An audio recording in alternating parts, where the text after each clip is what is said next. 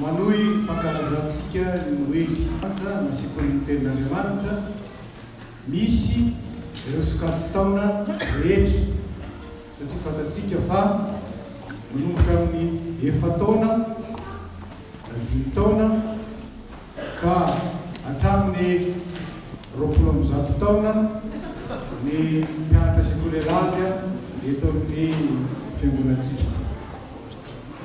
Ny hoe ny fiombonana zany lohahevitra fidiny hoentina mamoatsika, hoentina mitaridalana atsika, hoentina manazava atsika raha mahatsiaro ny asan'Andriamanitra isika ary indrindra mandre ny afatry ny Krismasy. Inzany ny fiampitilinao mananatra ny fiamin'izy ka miarana io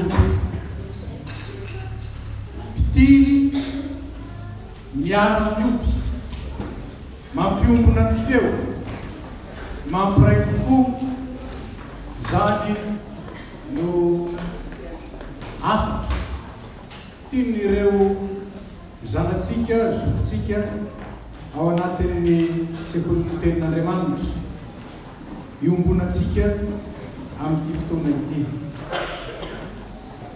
Hoy aty hoe amin'ny faharoantsika mankalaza ny tompony Noely izao raha naniraka ny anjely hanambarana fahatongavan'ny Mesia Andriamanitra ary naniraka ny Jaona mpanao batisa hiano lalana azy dia isika izao kosa kristianina miombona ny fiangonana noho ny raha mitombo hampanako ako ny fanambarana fa efa tonga ny Mesia mpamonjy izao.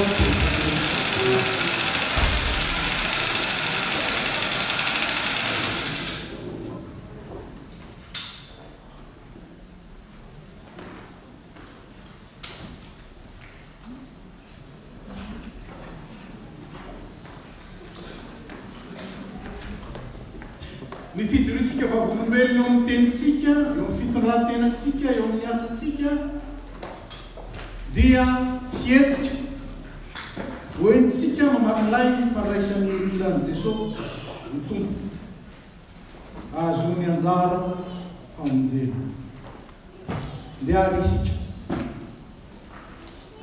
iompy ankalaza anome voninahitra ilay Andriamanitsika izay maniraka antsika amin'izao tontolo izao hanambara ny atsara ny antsika avy amin'ny maizina eo amin'ny fahazavany mahagaga hiara-mitsanga isika.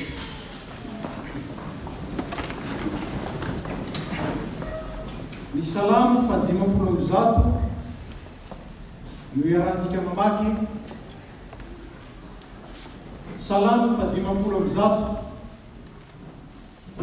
miderazy no ny asany lehibe, miderazy araky ny haben'ny voninahiny, miderazy amin'ny fitsofana ny anjomara, miderazy amin'ny valisin'ny lokana, miderazy amin'ny ampongatapaka sy lidy, miderazy amin'ny zava-maneno tendrena sy sosotra, miderazy amin'ny mpipatsona maneno, miderazy amin'ny mpipatsona tsara feo. Ao ka izay rehetra manam-pifinaina samy ideran'i Jehova. Alleluia. Ivavaka isika.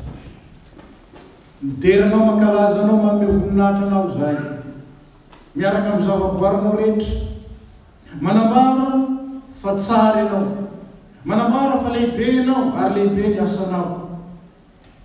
Nantsoinao zay mba hanambara zany fahatsaranao zany sy ny alehiben'ny ny asanao nivon'izao tontolo izao. Raha tsy ianao manazava anay tsy ho vitanay zany. Omeo anay ny haianonao, omeo anay ny hahay andray ny afatrao ary omeo anay ny hay hanambara izany. Ka raha miaraka amin'ireo ankizy sy ny tanora, miaraka amin'ireo olon-dehibe na niantitra azy zay amin'ity fotoana ity dia aoka ny fahazavan'ny tavanao ny taridalana anay.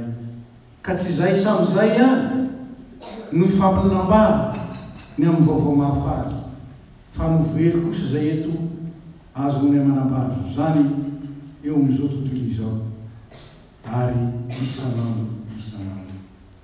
dia manatrianay tompo ary ampiravoroavoy amin'ny asanao zay. Amen. Petraka isika.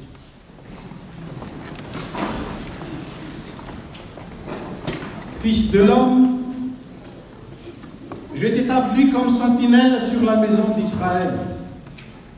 Tu écouteras la parole qui sortira de ma bouche et tu les avertiras de ma part. Zanak'olona, efa nataoko mpitilo amin'ny taranak'Israely ianao ka dia hoinonao ny teny avy amin'ny vavako ary avy amiko no ananaranao azy. La voix de tes sentinelles retentit. Elles élèvent la voix, elles poussent ensemble des cris d'allégresse. Nzany ny feon'ny mpitilinao, manapitra ny feony izy ka miara-miompy, fa ho faly izy mahita amin'ny fanaty maso ny hodin'i Jéhovah ho an'izy io. Comme je l'ai dit au commencement de ma prise de parole, si Dieu a envoyé les anges jadis pour annoncer la venue du Messie, et si Dieu a choisi et a envoyé Jean-Baptiste pour ouvrir la voie pour l'œuvre du Christ, aujourd'hui, c'est nous qui sommes envoyés. C'est nous qui sommes les sentinelles qui annoncent la bonne nouvelle de Jésus-Christ. Mais qu'est-ce que nous allons annoncer? Des légendes, des contes, des vérités humaines? Non. Sinon, on n'a pas eu besoin de quelqu'un qui vient du ciel pour annoncer cela. Mais nous sommes envoyés pour annoncer et dire les paroles sorties de la bouche du Seigneur. Maintenant que nous avons la Bible et le Saint-Esprit qui nous l'explique et en même temps atteste de sa vérité, nous sommes envoyés dans le monde pour annoncer la parole de Dieu et la parole de Dieu. Afin que le monde, afin que les gens croient, afin que les gens accèdent à la foi en Jésus-Christ, celui qui est venu, celui dont nous fêtons l'arrivée aujourd'hui. Que dit l'apôtre Paul dans Romains 10? Et comment croiraient-ils dans celui qu'ils n'ont pas entendu proclamer? Et comment entendraient-ils s'il n'y a personne pour proclamer? Et comme le Seigneur a envoyé Ézéchiel à son temps en disant « Je t'établis comme sentinelle sur la maison d'Israël.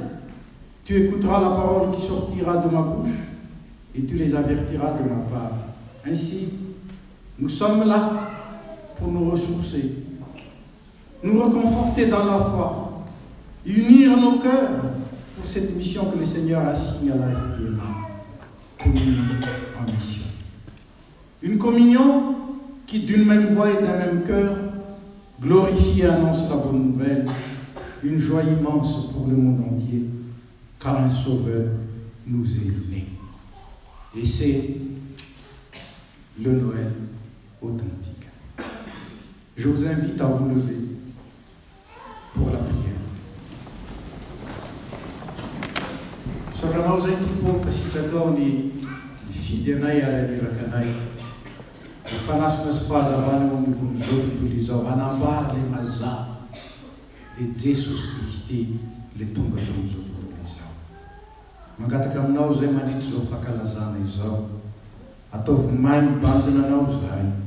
Manovo hery, manovo finoana, manovo fitiavana, manovo fahazavana ary manovo fahatanterahana. Ahatonga anay ho jiro, ahatonga anay ho tena mpitily, mpitily mahatoky ary mpitily milaza ny marina.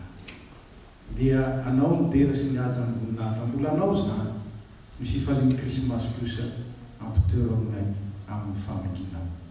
Amen. Petraka isika. Mba azahoantsika mboso milamina ary mandray mitohy ny fankalazana zay ataon'ny zanatsika zandritsika rahalahntsika sy anabavitsika ary zokotsika sy ray amanenitsika dia tanterantsika izao ihany ny fanatazana rakitra koa ny hira fatelon'ny fitopolo no iraitsika hira fatelon'ny fitopolo indro zazakely zanaky Maria eo tatazana ny rakitra indray amandenin'izay ihany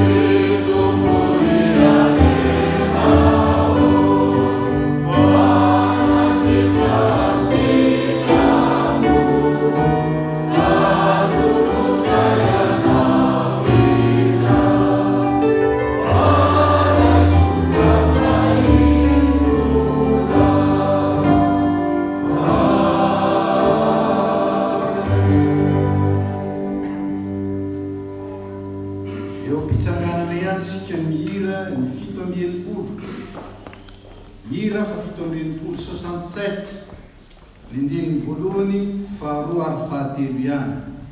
Hira fa 770 ary aorinan'izany dia miditra ireo zanantsika. Yeah.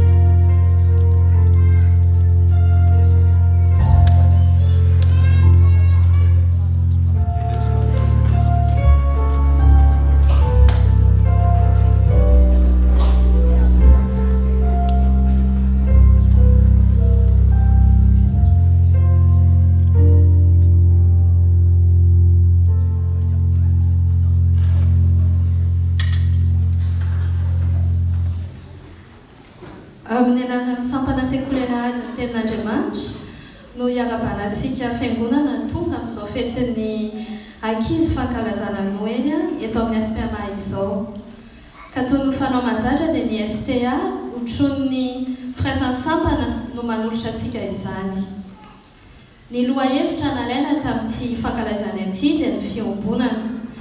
Ny fiombonana amin'ny fitiavana, amin'ny fiderana, amin'ny fiambenana ary ny fijoroana vavolombelona ao amin'i Jesosy Kristy. Ankoatra ny hira sy ny tsenjery ary ny dihy fandiviasan'ny ankizy sy ny tanora sy ny sampana samihafa dia misy ny tantara an-dampy nomany Ray aman-dreny sy ny D9 izay anoritany ireo fizotra ny tantara nahaterahan'i Jesosy ary nampitondra ny lohateny hoe ilay Noely voalohany. Dia mirary antsika rehetra ijery izany hijery finaritra izay iseho tao izany ary ho an'Andriamanitra rero ny voninahitra.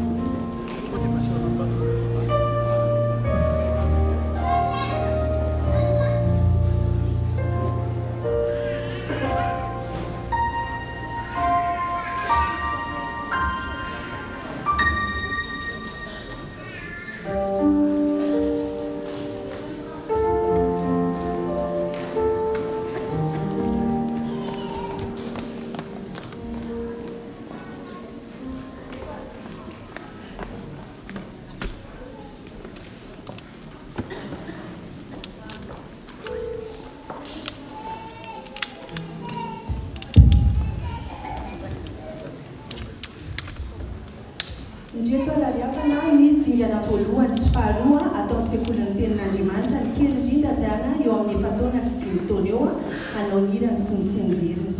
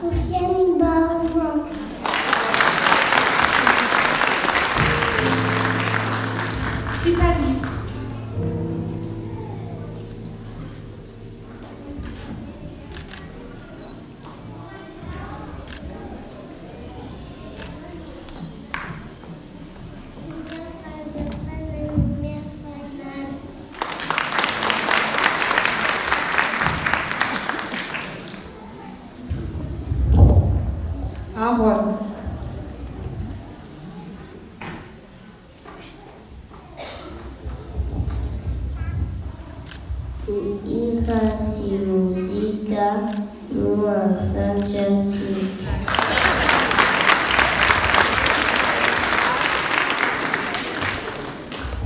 Grâce.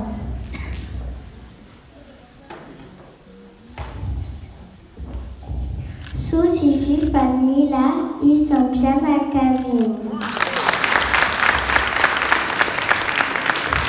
Julia. Hanumezana Sahubidi Tibidi Natiani.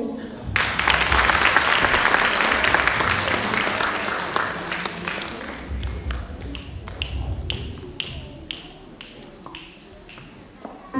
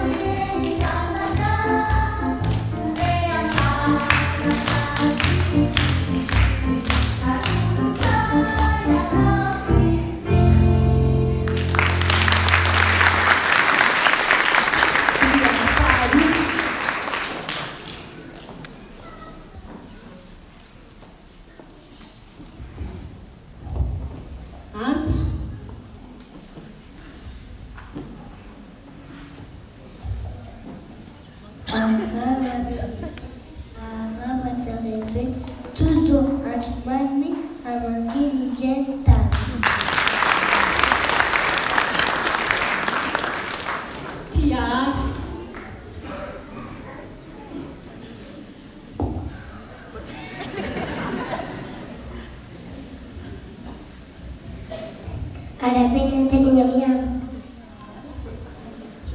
Fafaka kamatlava. Fadisu upamudi. Alléluia, ne vous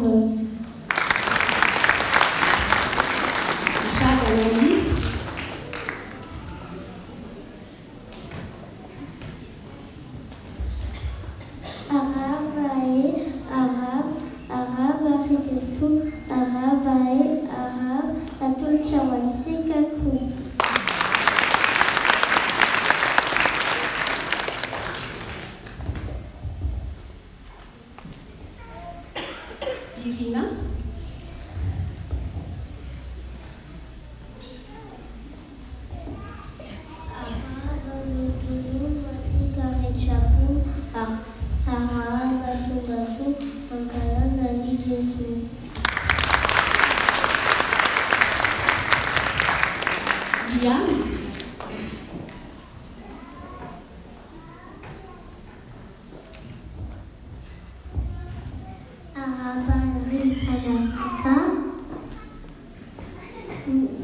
Sentineza yafaka. Araba Kifalin Pantupun Zentin.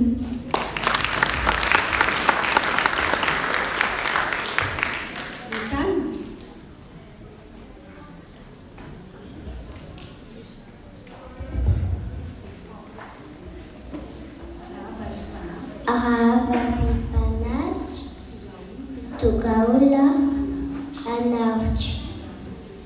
Araba Sesilani Asanachani Tai.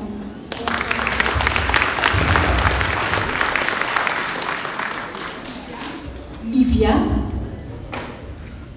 Kaifitavana Ianaukua Aravana Itu Izo Fana Free Izanako Amondi Izo Tutu Izo. Christian.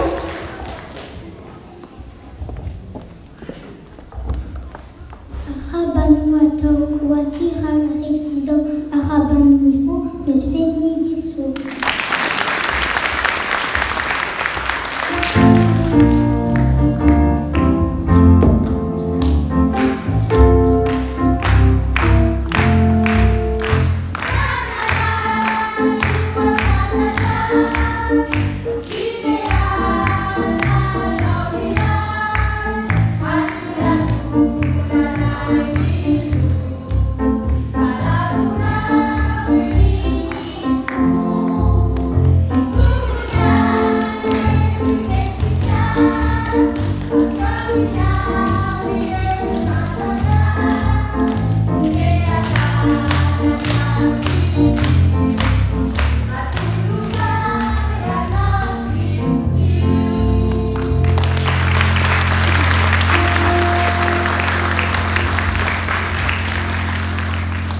Aleo ifeneny aminareo ray aman-dreny reto sasy reto fa tonga indray alafana ny lanonantsika ny D3 sy ny D4.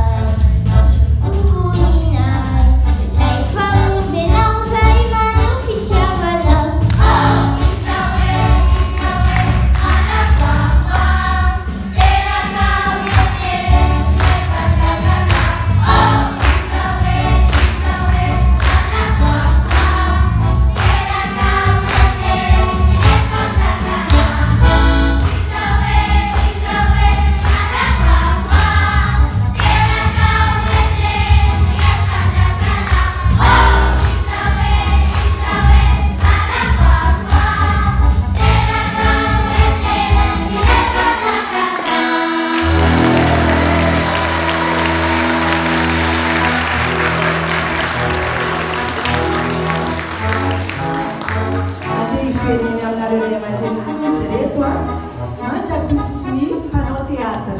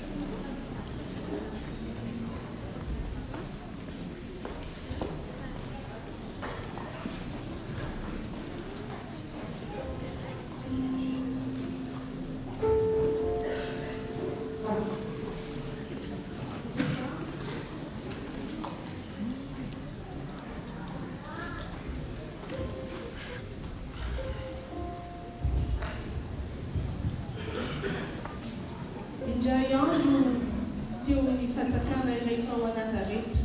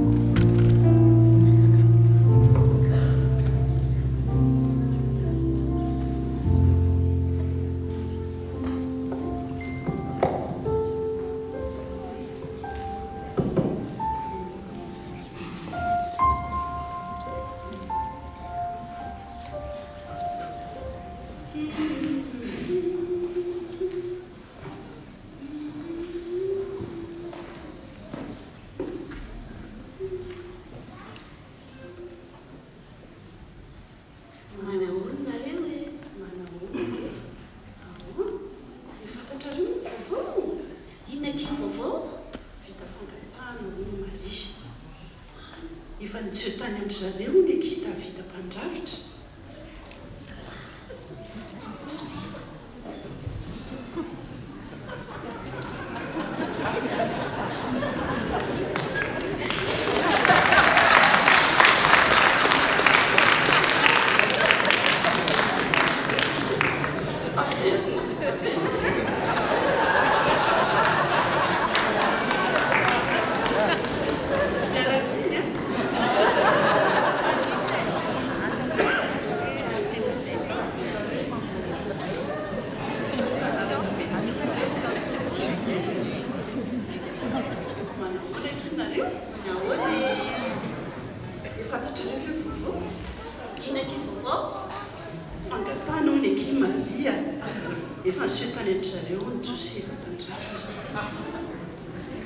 Sambatra kosa aloha i Josefa nahazo Maria.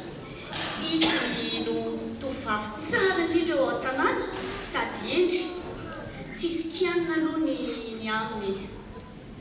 Ie, mangalala toy ny loharano izy ary mazava toy ny tara-masoandro.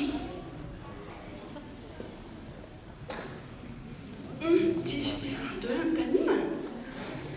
Maria avy kely angenao Noa, efa mifamofona nareo sy Josefa? Marina izany ka. Mahavoky indrindra Maria, tena azo antoka fa tena lehilahy tonga lafatra ny Josefa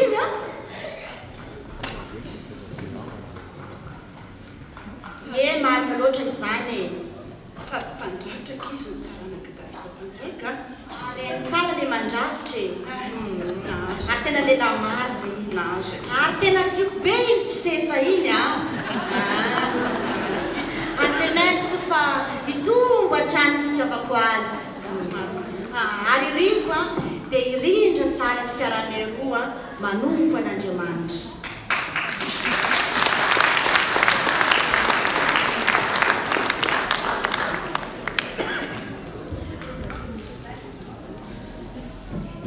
Niampitso teo ankianjany tanàna.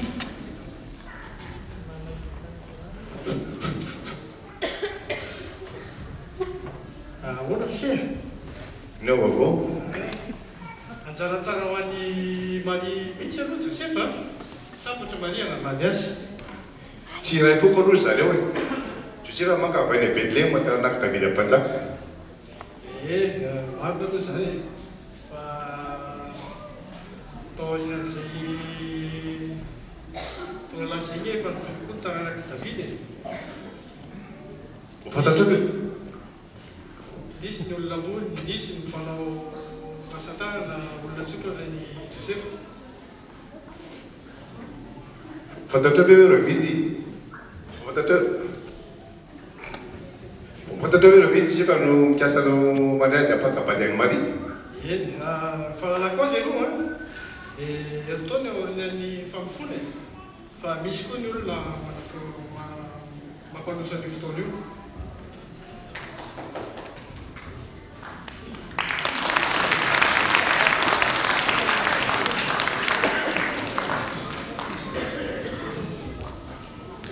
Nisy Anjely Gabriel tamin'ny Maria.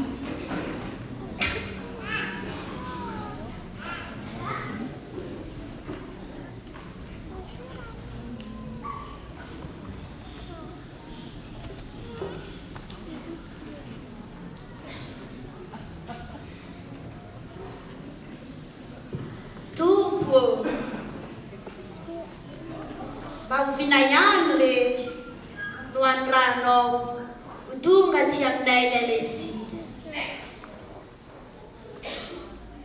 Ilaina andrasanay efa ela be hamonjy anay amin'ny fahorinay. Efa tsy fony ve?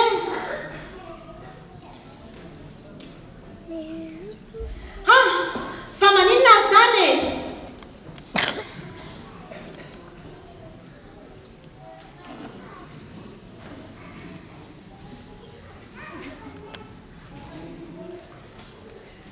Araba ray no soafana ny tompo mbanao. Anjely tenin'Andriamanitra maro fa inona ny antony izany fiarabana izany aza matahotra ary Maria fa efa nahitafity tamin'Andriamanitra ianao ary indro itoetsasa ianao ary iteraka sasalahy ny anarana dia atao hoe Jesosy izy ho lehibe ary efa nahomanin'Andriamanitra toerany andovany Davida ray ahoana no hatanteraka izany amiko fa Virjina ny fanahy masina ny tonga aminao ary izy herin'ny avy indrindra naloko anao masina izay ateraka dia antsoina hoe zanak'Andriamanitra ary indro Elisabeta rahavavinao na efa mitoeny zaza ihany koa na dia lazaina fa hoe momba azy ary efa mandray heliny izy zao ary fa tsy misy tsota teraka ny teny rehetra izay kasain'Andriamanitra Intia ho ankizy vavin'ny tompo ka ho tanteraka amiko araka ny teninao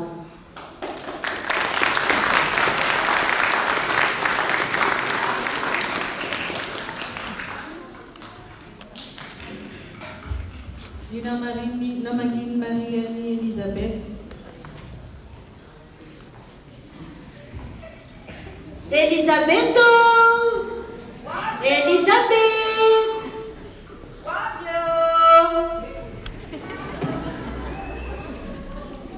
Izaho ihany! Maria tonga soa aty aminay. Faly aho mahita tena. Faly mahita mandroso aloha ato an-trano dia petrapetra nanao lalandavitra ianao zany. Elisabeth! Elisabeth, bevoka ianao! Fa manaprofo ny fahitako anao bevoka zao ilay fanambarana nataon'Andriamanitra tamiko. Bevoka ianao Elisabeth. Lehibe n'Andriamanitra iny. Ka inona aloha ny vaovao Ono Elisabeth. Misy tsiambaratelo tiako zaraina aminao. Tsiambaratelo lehibe izay mifono zava-miafina tiako mba hazaraina aminao. Ono Elisabeth, nisy anjelin'ny tompony seho tamiko dia hoy izy hoe ny fanahy masina no tonga ao aminao ka ho bevoka ianao ary teraka ny Mesia.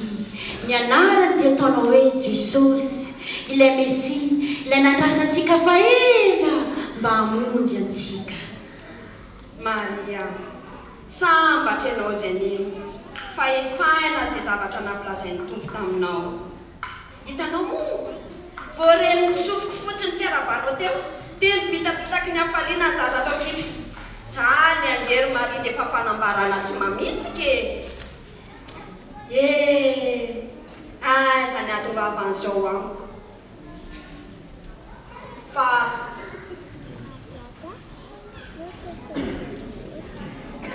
zao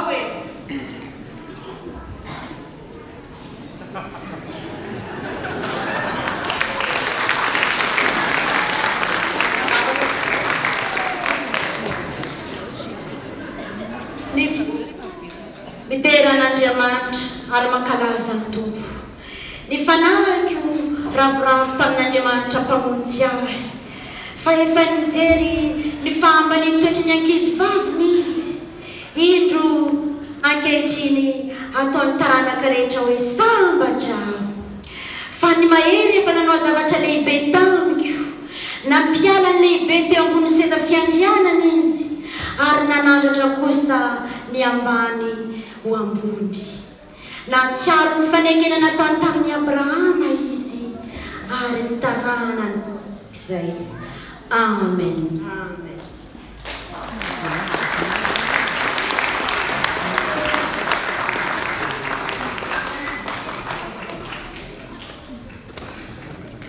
Tao amin'ny trano fiasan'i Joseph.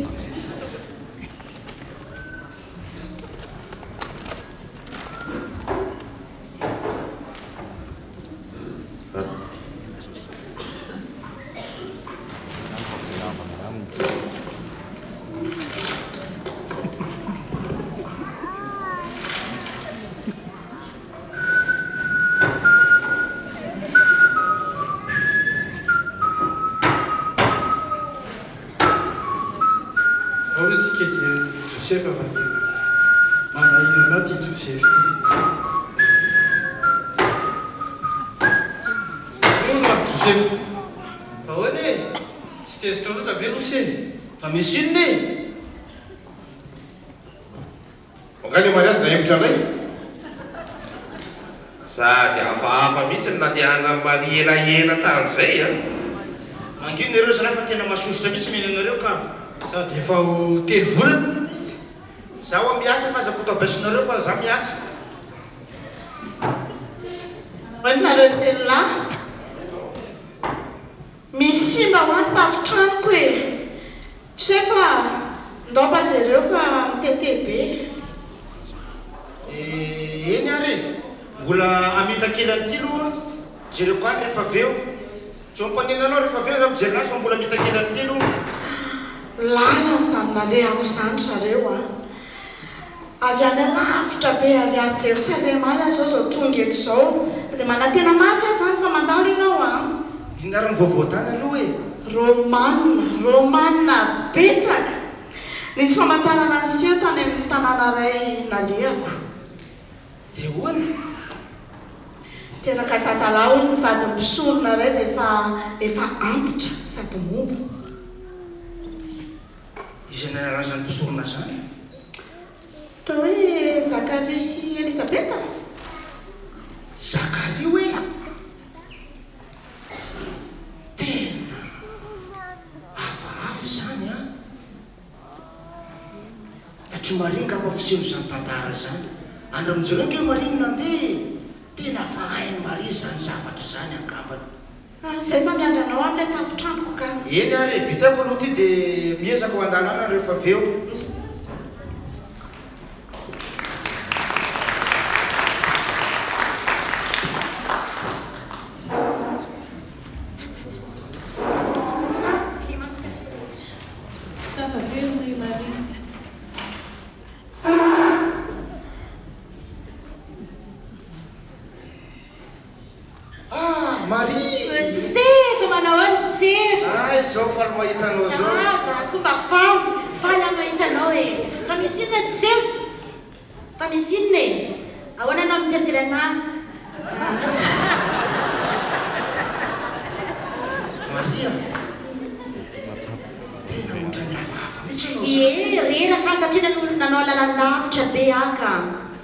tena zay tokoa ve sa reraka hoe hono Joseph tsy afaka mijanona aminao etoena fa be fa iny be nantrano fa manaraka Joseph fa faly anao hitanao tsy maninona ka velome manaraka io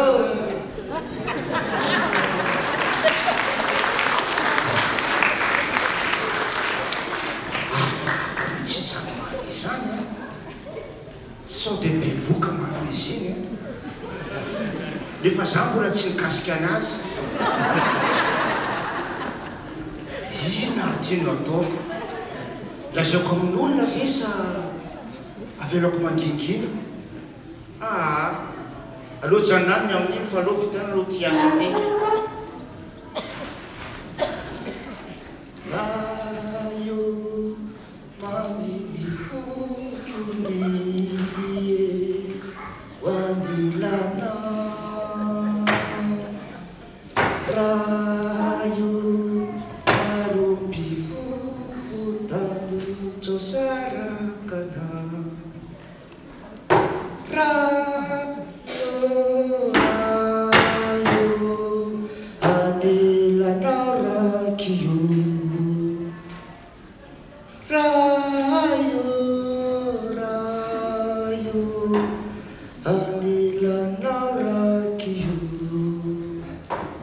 rayo anilana werayo mamilifu rayo sarakana weza luluza tuku rayo anilana rakiyu rayo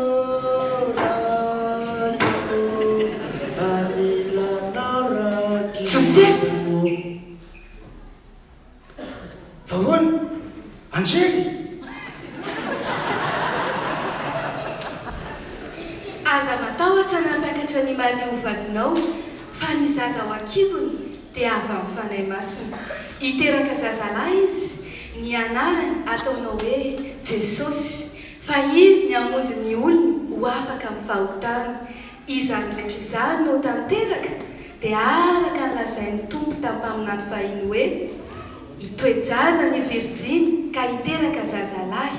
Ny anarany ataonao hoe Emmanuel, raha dika amintsika Andriamanitra.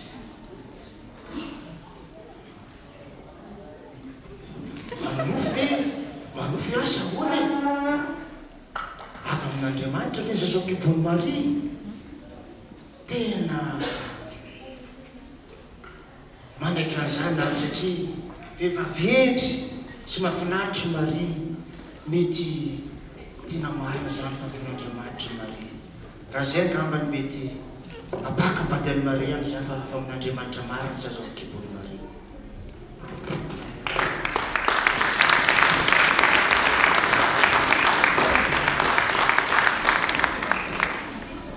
Ary Josefa rehefa nahatsiaro tamin'ny torimaso dia nanao araka izay nanodinina anjery Tompo azy ka nampakatra ny Maria ho vadiny. Ary tsy nahalala azy izy mandrapitera ny zazalahy, ary ny anarany nataony hoe Jesosy. Volana vitsivitsy taty aoriana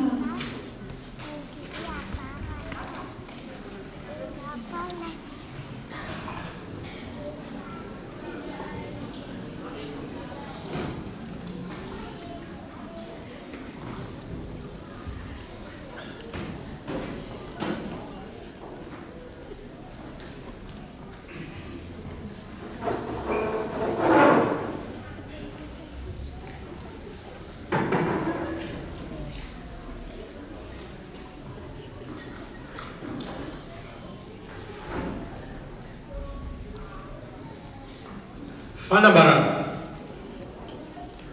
Izao nodidina voakany Kaisara, perona Kaisara. I vahoaka rehetra eto amin'ny fanjakana dia tsy maintsy sosoratana amin'ny boky mpanjakana avokoa. Arak'izany, ny fianakaviana tsirairay avy dia andeha ho soratana any amin'ny tanàna ny aviny avy.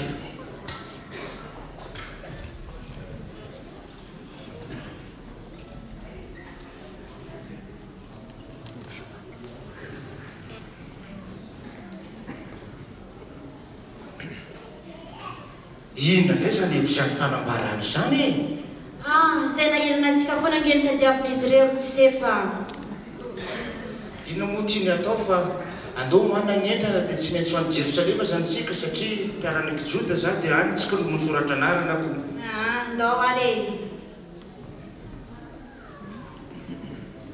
Ndao ary fa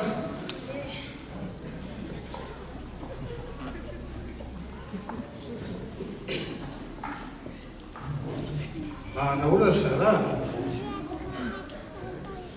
ono avaiza moa nananetony avy any Damasco zay anareo avaiza zay avy any Alexandrie any Egypte. Raha anaky Davida mpanjaka koa zany nareo? Ie zay koa ao fiavana zany tsika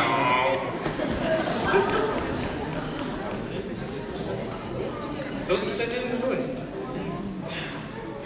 taorian'ny fanoratana.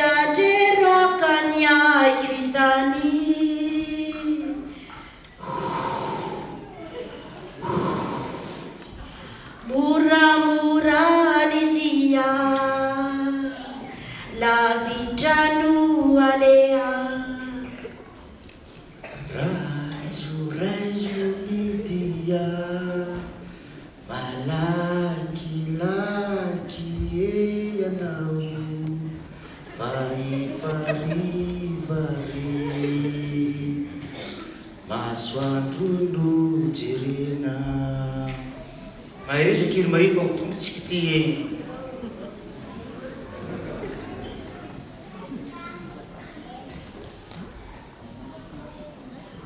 olona zany tsy efa zary nahitantsika trano atorina zao takariva zao ina moa ty ny atao fandeha jiro hotely aloha dia hita io za sitrapon'Andriamanitra ka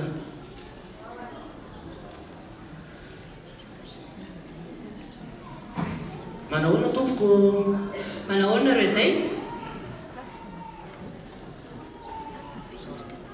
torera-drerako zany madamo zany mba ina vilavitra tompoko zay mba mitahitra natorina ary efa bevoka be ty mba hitako mihitsy ka hitako mihitsy zao mba miangavy mba moetra natorina zay azafady raha ohatra ka atorina raha ny ataoko a tsisy atorina reo mihitsy hotely zao nareo zao hoe tsy ampandrosokony hoteliko mihitsy a any akafa mijery fa raha zaloa nareo raha hotely aza mba hidirana raha nareo zao tsy ampide molona hotely fa mba trano ay ngambany velomy nareo eny ary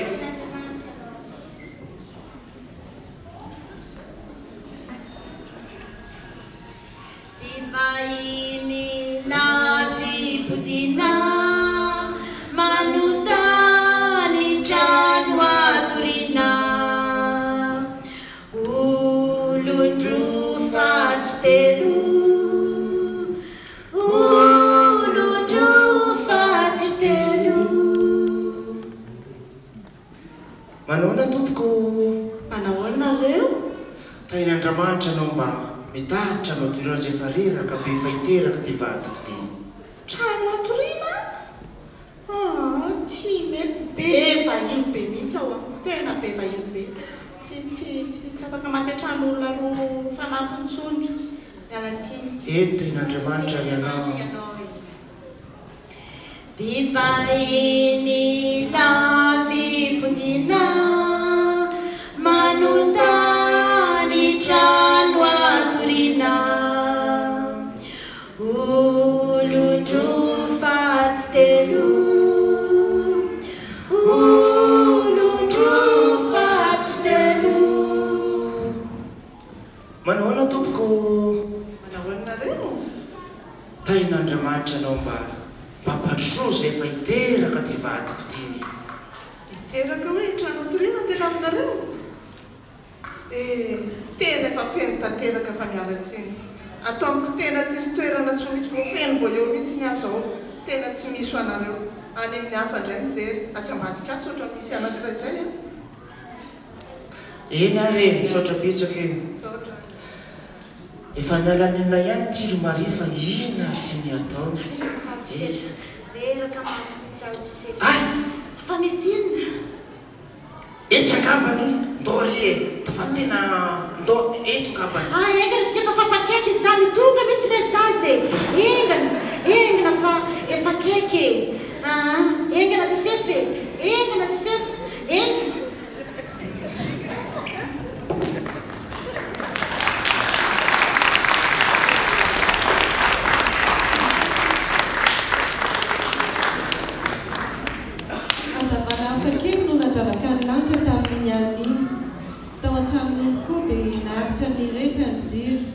na dia efa lasan-davitra aza ny andro fitarainana kely fotsiny no re dia fikanjazakely teraka tonga ety an-tany ny Mesia tao an-tsahany Betlehem misy mpiandrodro ny toetra tany an-tsahany nitandrina ny olitra ny tamiady no mitampotampoka teo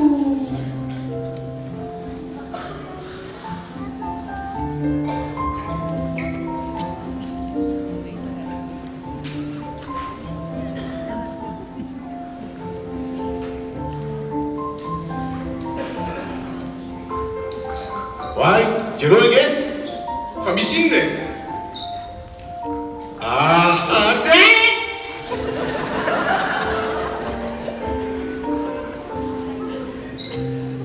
Anjely?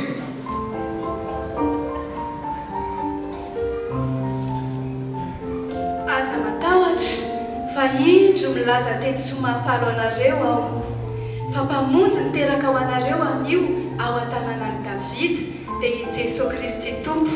Izao ny famantarana ho anareo, ianareo ahita zazakely voadidina lamban-jaza sady mandry ao am-pihinanam-bilona. Jereo ige! Vai, misy zavatra mamirapiratra very amin'ny lanitra. Sady maro be izy zao. Ndao ry zalahy, ndao tsika eny.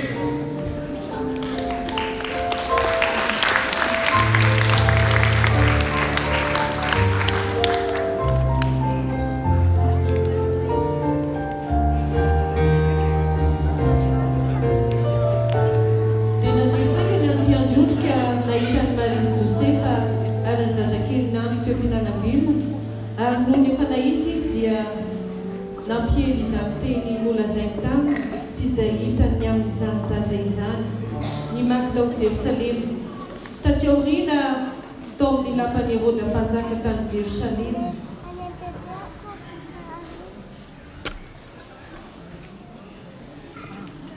Mba lalina koa zany fijavatra izany tena mahagaga mariny. Tokony ta Betlema daholo taranaka Davidim-panjaka notrany fanomatana anarana amin'ny boky fanjakana. Zao dia ambarany antely amintsika fa teraka an-tranonompo ny zanako Mesy.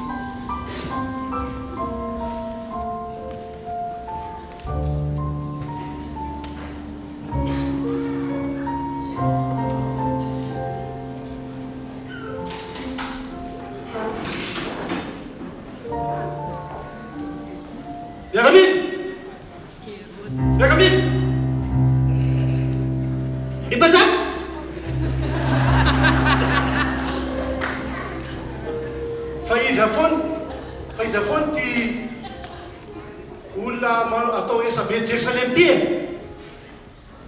Sao dia tondra fanakokotana ny janona zany eto.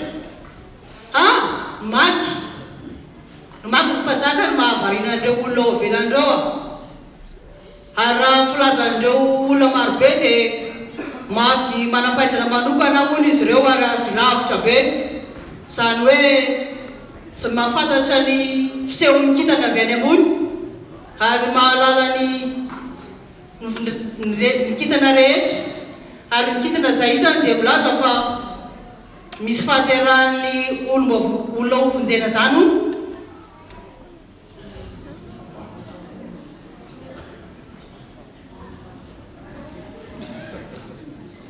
Sao atsoy dia zao mipisona sy ny mpanonga-dalàna fa no famotorana fa hinona koa ty. Zao lazaiko anao ny olona izay andimy any hinany mbola tsy teraka amin'izao fotoana. Eny mpanjaka, tanterahako ny didinao.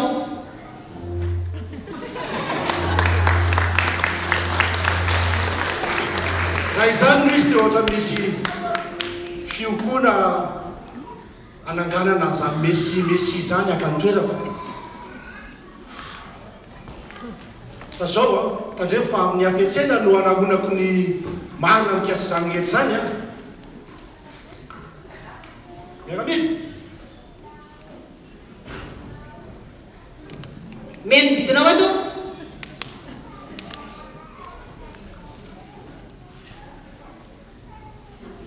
Ankehitriny dia angataka ny aiza ny mpisona sy ny mpanonga-dalàna.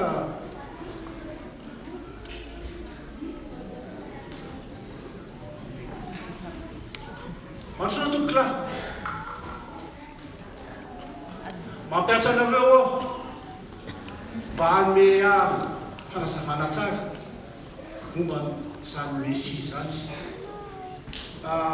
Aiza ny toerana ampiarahany ary inona fantatrao momba azy. Calme ianao mpanjaka. ny misy mpanjaka dia hipotra avy amin'ny tanàna Davida. Ny toerana naterahany dia any Betlehema. Araka ny fanambarany mpaminany mika manao hoe ary ianao ry Betlehema tany Joda, tsy dia kely indrindra ao amin'ny andrianan'ny Joda ianao tsy akory, fa avy aminao ny voany izay anankiray ho mpanapaka, ka izy no miandry ny Israely. Misotranao aho, mahazo mandeha am'izay anao. Miaramila!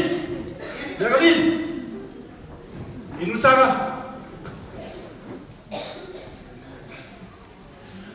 Zao atsoro tongentiny maky, zao dia zao. Ary manaraka izany, ino tsara koa iaho, aza atao fantatry ny olona momba n'izao tantara zao, ary aoka tsy halala mihitsy. Eny mpanjaka.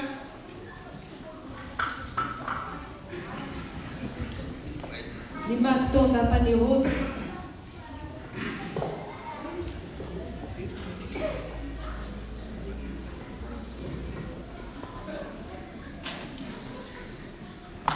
Tonga soa eto andapy ianao ny vahiny manakatsa. Lazay ny kitana tamiko, lazay ny kitana tamiko ny faterahan'ny Mesia, ka manaiky zany aho faly tokoa, fa misy fantaniana tiako apetraka aminao. Efa ela ve ianao nafantatra zany vaovao zany? Efa volana maromaro mihitsy zay e. Afaka anampy anao amin'izany hetra zany. Ary misy fanotoana madinidinika lazaiko anao, fa ny fandongavana Mesia zany ahitra zavatra maro amin'ny famonjena ny olombelona aty aoriana, ka sotranao indrindra tamin'ny vaovao nataonao. Endry mpanjaka. Mandehana, mahazo mandeha. Raha teraka ny Mesia dia any Jerosalema ny Jodiny haterahany, saingy mifony zavatra sarom-pantarana amin'ny fahaterahany, ary na ny fiainana aza dia feno mistera. Efa teraka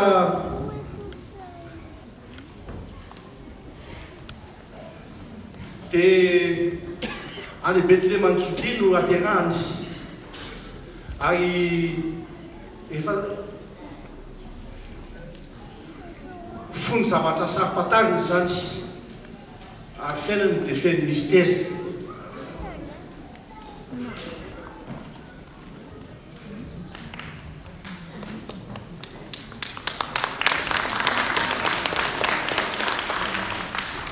Ny maky tany Betlehema. Rehefa nandreny teny mpanjaka izy ireo dia lasa, ary indro ilay kintana teny antsinanana ny aloha azy, mandra-pijanony tao ambonin'izay ny toerany zazakely, dia niditra tao an-trano izy.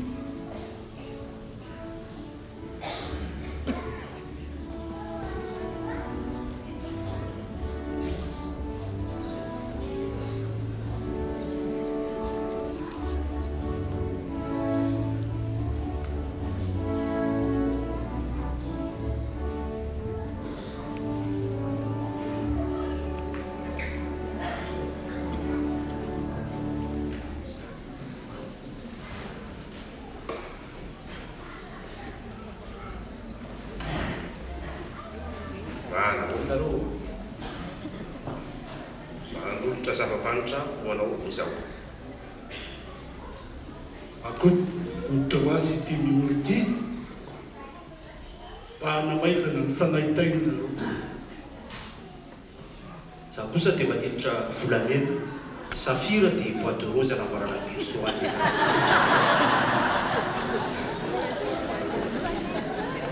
Eny, tena vahina lavitra nareo zao tonga ty midododo ho an'ilay zazakely, dia misaotra betsaka anareo. Fa hono za avava fahitako an'ilay zazakely teo, tena avy mihitsy angamba ro terahany mpanjaka, ka tsy zany? Tena marina zany, fa tsy haiko na mba ho azo ny Herôdy iny ve ny mahafinaritra an'io zazakely io? Ohatrany tsy dia mahatokony loatra ny Herôda, fa Jereo ve sa tsy miverina antsony fa jereo lalana lesina olo marina mihitsy zaho fa dia daholy eny aleo izy hoany e.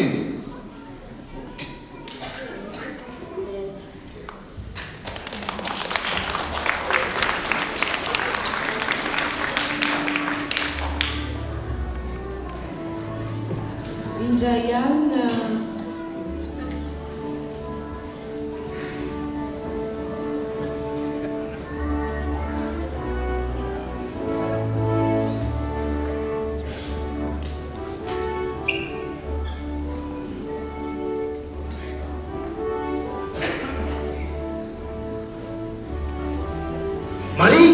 Marie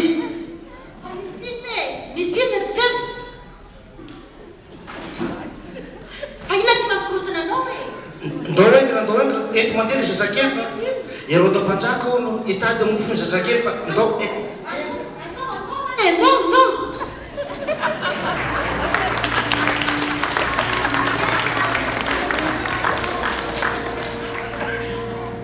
le lasa nakany Egypte izy telo miaraka ka nafanatositra ny famononany Herode ny zazakely rehetra hatramin'ny roa taona no midina tao Betlehem sy tamin'ny manodidina rehetra ary nitoetra tany ambara-pahafatin'ny Herode izy.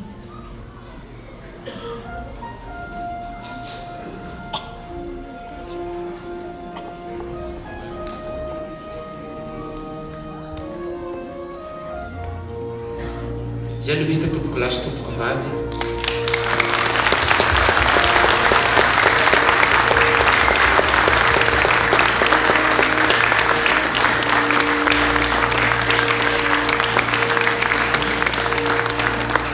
Matamati fa dia azy atsiny fa voninahitryandriamanitra daholo zay vita teo zay fa mamela any areo mba hisaotra manokana ny misy arlaza zay nanoratra ty tantara ty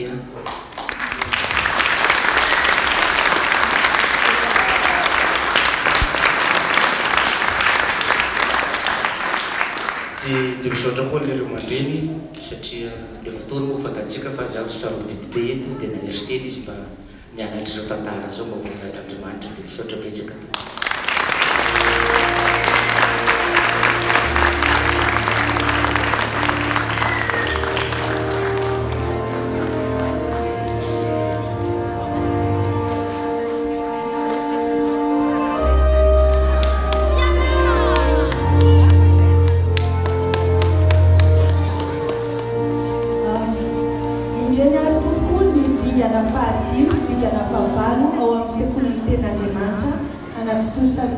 Deliver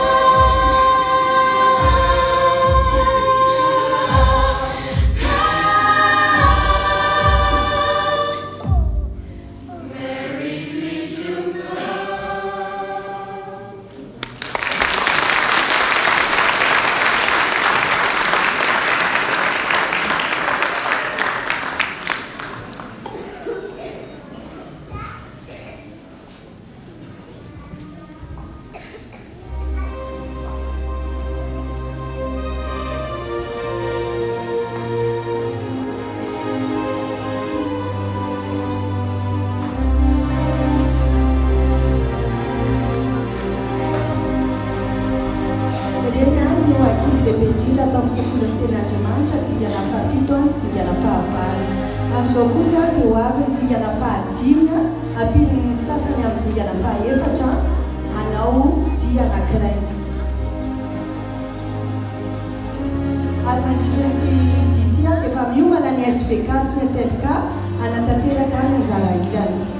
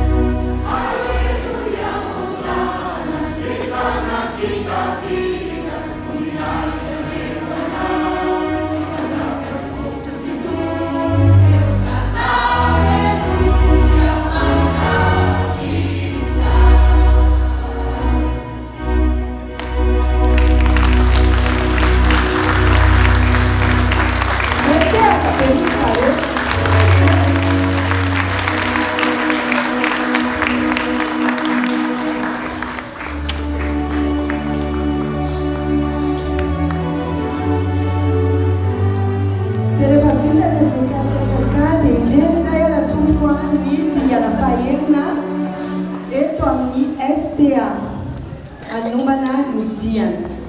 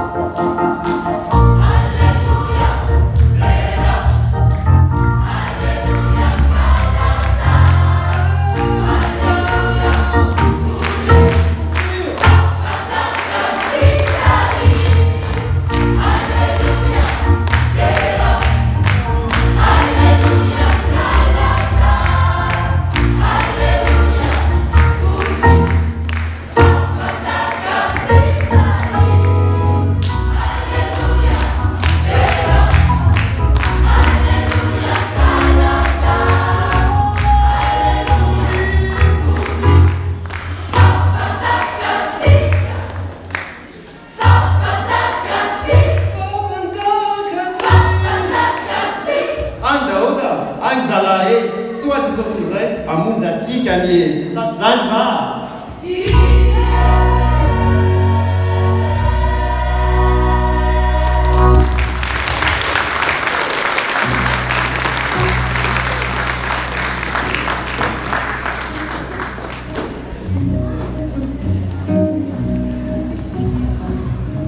Merci au STK et au FNM. Alors je demande à tous les enfants du D1 au D8, venez, on va faire notre dernier chant.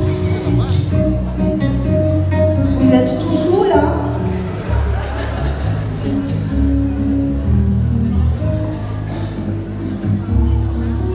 Voilà, ils sont tous là.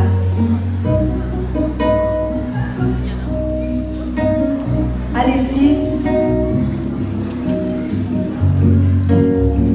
Vous voyez comme ils sont bien ordonnés. On va les applaudir un peu plus tard parce que c'était du boulot. Avec les mains derrière le dos, tout comme des pros. Bravo les enfants.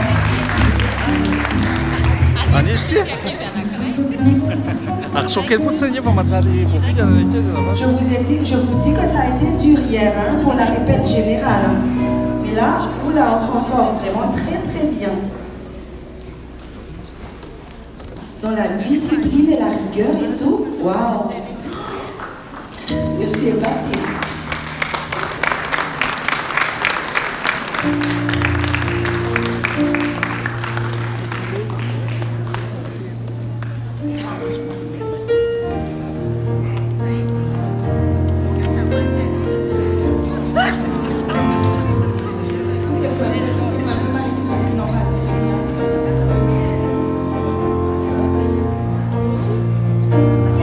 Même les tout petits, on n'en a pas perdu quelques-uns par là quand même.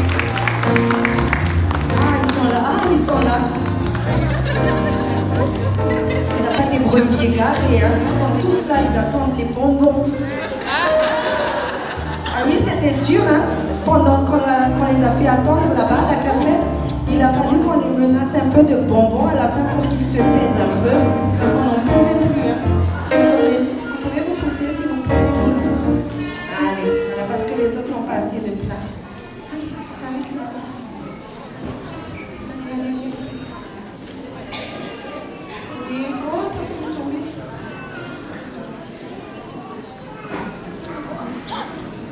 Poussez-vous encore un peu.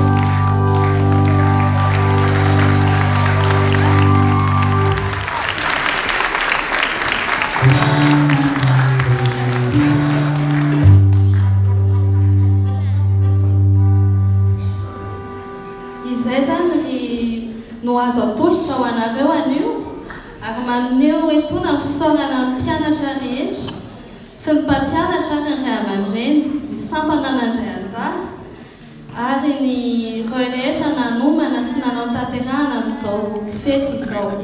Les enfants, je vous remercie de tout. Ça fait 2 mois que vous venez tous les samedis. Il y a eu des hauts et des bas. Mais en tout cas, c'était très réussi et c'est grâce à vous. En tout cas, il mérite bien un applaudissement.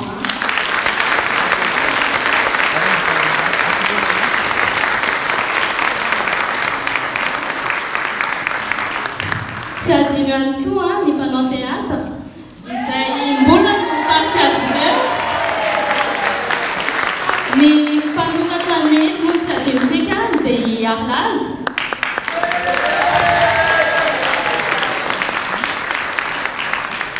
Izay tany am-boalohany somary tsy nino eo zay ho vitanareo le izy fa tena tsara le izy androany.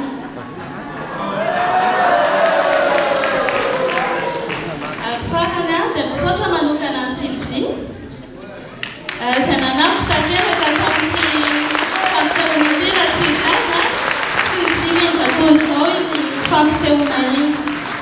Dia misaotra ny Irina ihany koa, misaotra ny Zoka amin'ny lafiny teknika. Ary farany tsy ho atao ampalahelo akory fa ho fahatsiarovana manokana ny namany ray aman-dreny ary mpiara-miasa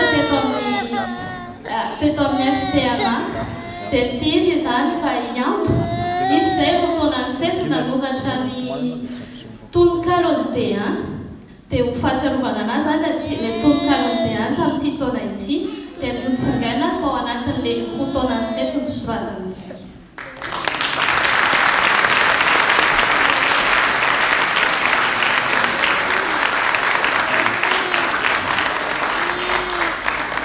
Alohan'ny amanana fotoana dia sara vaovao an'eglizy sy fahatsiarovana ho an'ireo mpanao théâtre.